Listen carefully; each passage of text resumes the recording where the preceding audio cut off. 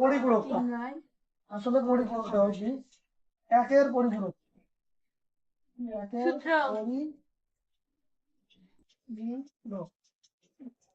একের পরিপূরক আকারটা নেই।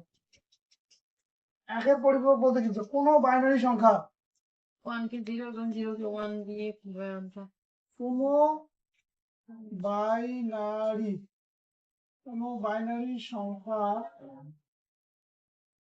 কোনো বাইনারি সংখ্যার এক এর পরিবর্তে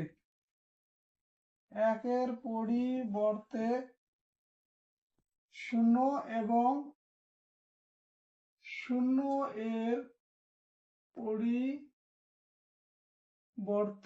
একের পরিবর্তে শূন্য এবং শূন্য এর পরিবর্তে এক বসালে যে বাইনারি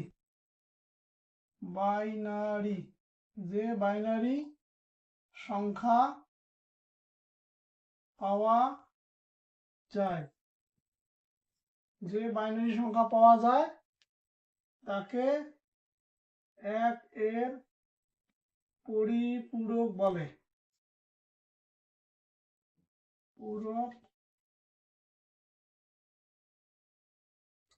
তাহলে দেখো কোনো বাইনারি সংখ্যার একের পরিবর্তে শূন্য এবং শূন্য এর পরিবর্তে এক বসালে যে বাইনারি সংখ্যা পাওয়া যায় তাকে একের পরিপূরক বলে। যেমন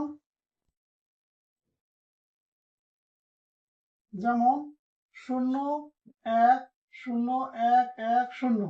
এটা একটা কি বাইনারি সংখ্যা বা এটাকে বলা হয় প্রকৃত বাইনারি সংখ্যা।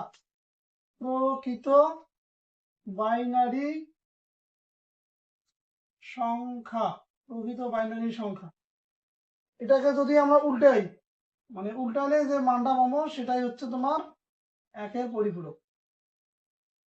দেখো 0 এর পরিবর্তে কি রাখা যায় 1, 1 এর পরিবর্তে 0, 1 এর পরিবর্তে 0, 0 এর পরিবর্তে 1, 1 এর পরিবর্তে 0, 1।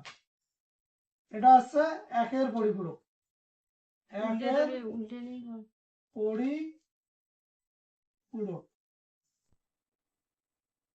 তাহলে আবার বলি শোনো, দেখো না আগে। কোনো বাইনারি সংখ্যার একের পরিবর্তে শূন্য এবং শূন্য এর পরিবর্তে এক বসালে যে বাইনারি সংখ্যা পাওয়া যায় তাকে একের পরিপূরক বলে। যেমন 0 1 0 1 1 0। এটা কি প্রকৃত বাইনারি সংখ্যা।